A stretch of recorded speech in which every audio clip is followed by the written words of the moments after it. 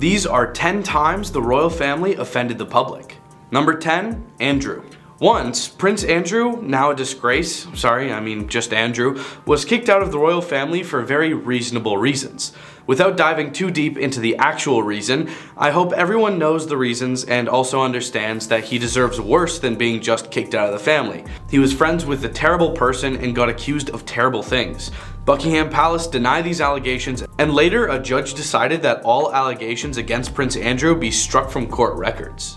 Number 9, tax haven. Newsweek reported that Her Royal Highness invested at least $13.1 million into offshore tax-sheltered funds located in the Cayman Islands and Bermuda. This prompted party leaders and anti-monarchists to investigate the late Queen's finances, her private funds, the Duchy of Lancaster, which led them to discover that the late Queen was avoiding $15 million in taxes on her $680 million duchy. Unfortunately, this is all I could find on the scenario, but rest her soul. It's in the past, and from the public's knowledge, she was a kind soul. I'm sure her money was handled through someone else, and this tax sheltering was by an employee that handled her money.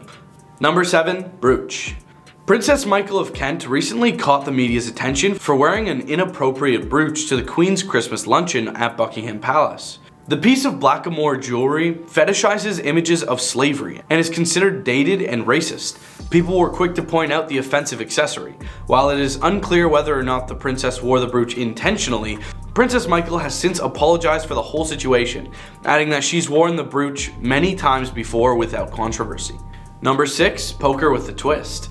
Photos of Prince Harry show him completely naked, playing a game of strip billiards in Las Vegas. The 27-year-old prince was on a break before he was set to serve in Afghanistan for the British Army. He said after the incident, "At the end of the day, I probably let myself down, I let my family down, I let other people down. But it was probably a classic example of me probably being too much army and not enough prince. It's a simple case of that. Let the guy do his thing. If he wasn't hurting anyone, just clearly losing at poker." Number 6, holding on to flowers. While Meghan greeted the public at the late Queen's funeral, it was her decision to hang on to a bouquet of flowers that had been handed to her by a fan in the crowd. One video shows a royal aide trying to take the flowers over to the rest of the Queen's tributes on Meghan's behalf, and she seems to kindly tell him she wants to do it herself. In another video taken shortly after this exchange, a new aide takes bouquets from both Meghan and Harry after a brief exchange, in which Meghan seems to be reiterating that she wants to hold the flowers herself. Apparently, protocol dictates that royals aren't supposed to hold bouquets,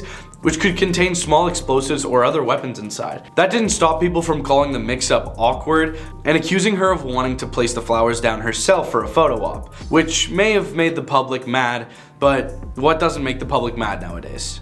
Number 5, Boston.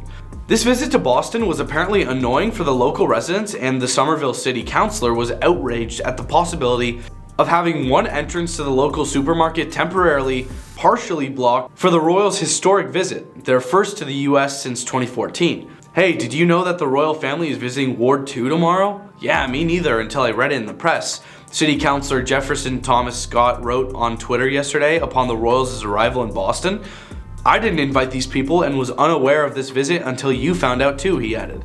The city is not handling the Prince and Princess of Wales itinerary, so the times of these transits and closures ending is unknown. Scott additionally pointed out that he wasn't sure how many looky-loos the royals would draw and advised locals to avoid the area where the prince and princess will be all together. Also unknown is the number of looky-loos. "I've heard no estimates, but it might draw a crowd. I hope not," he wrote. Of course, the inconvenience was for some, while others were excited that they would be visiting.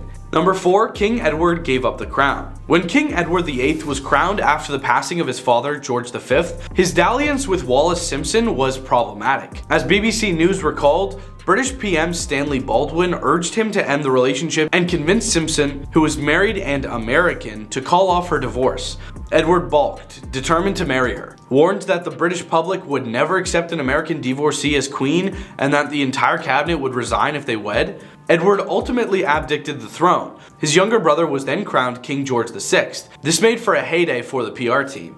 Number 3, Diana. In December 1992, recounted history, British PM John Major announced Princess Diana and Prince Charles had separated. In the years that followed, they lived apart but didn't officially divorce. Legal proceedings were hastened when Diana gave a scorched earth TV interview to journalist Martin Bashir. The interview generated worldwide headlines, with Diana claiming her husband's affair with Camilla Parker Bowles had driven her to rampant bulimia. Asked if the affair is what led to the destruction of her marriage, she replied, "Well, there were 3 of us in this marriage, so it was a bit crowded." I mean, our beloved Princess Diana being cheated on? Do you not think we'd be mad? Number 2, toe what? Arguably the most memorable and undeniably the most salacious took place in 1992, shortly after she and Andrew separated. As the Washington Post reported, photos were taken of Fergie and financial advisor John Bryan smooching, snuggling, nuzzling, embracing, back rubbing, and generally carrying on, while sunbathing in the south of France. Some of the photos feature the Duchess topless, while another featured Bryan enthusiastically sucking her toe. While that scandal brought embarrassment, an altogether different one found her caught red-handed in 2010 when a British tabloid's sting operation recorded her demanding a big cash bribe in exchange for access to the royals. As The Guardian reported, she requested 500,000 British pounds, approximately $640,000, be wired into her account. That opens up everything you would ever wish for, she told her would-be briber, promising he'd rake in tenfold that amount. Her ex-husband claimed to have no knowledge of the scheme,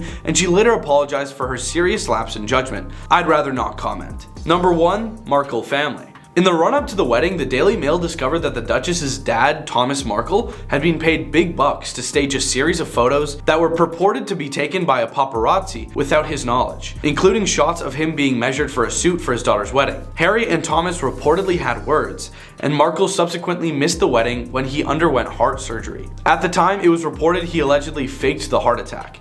Thomas would go on to provide the Daily Mail with medical bills to prove I had a heart attack. His subsequent interviews, such as a 2018 chat with Good Morning Britain, didn't exactly heal his rift with the royals.